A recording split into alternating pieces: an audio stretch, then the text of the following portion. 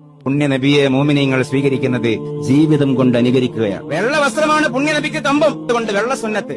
തലേക്കെട്ടുണ്ടായിരുന്നു, അത് സുന്നത്ത്. താടി വെച്ചിരുന്നു, സുന്നത്ത്. മദീനക്കാര് നോൺ വെജിറ്റേറിയൻസാം. ആട്ടിറച്ചി, ഒട്ടകത്തിന്റെ ഇറച്ചി, നമ്മൾ ചോറ് എന്ന പോലെ ഇറച്ചി എന്ന കൗമാണ്. പക്ഷെ റസൂലുള്ള വന്നപ്പോ ശ്രദ്ധിച്ചു എങ്ങനെയാണ് നേതാവിന്റെ ഒരു ടേസ്റ്റ്.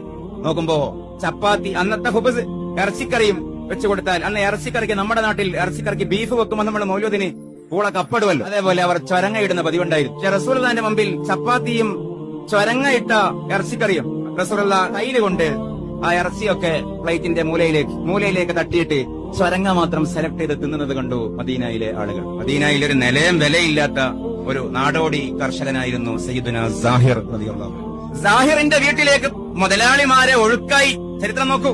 ചുരങ്ങയ്ക്ക് വേണ്ടി മത്സരമുണ്ടായി.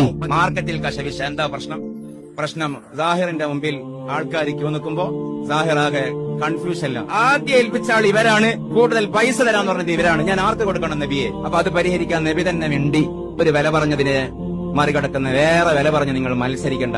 ചുരങ്ങയ്ക്ക് വേണ്ടി മത്സരമുണ്ടായി മദീനയിൽ. നോക്കൂ, നാലാലൊരു മദ്ഹബിൽ എവിടെയെങ്കിലും ചുരങ്ങ കൂട്ടൽ സുന്നത്താണോ?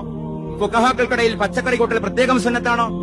അല്ല. അതേസമയം മദീനയിൽ ആ ഫിഖഹിനപ്പുറം ഒരു ഇഷ്ക് പ്രവർത്തിച്ചു. ഇറച്ചി വേണ്ട, നോൺ വെജിറ്റേറിയനിസം, ഞങ്ങൾക്ക് പച്ചക്കറി മതി. ഇങ്ങനെ ഒരു നേതാവ് ലോകത്തുണ്ടോ?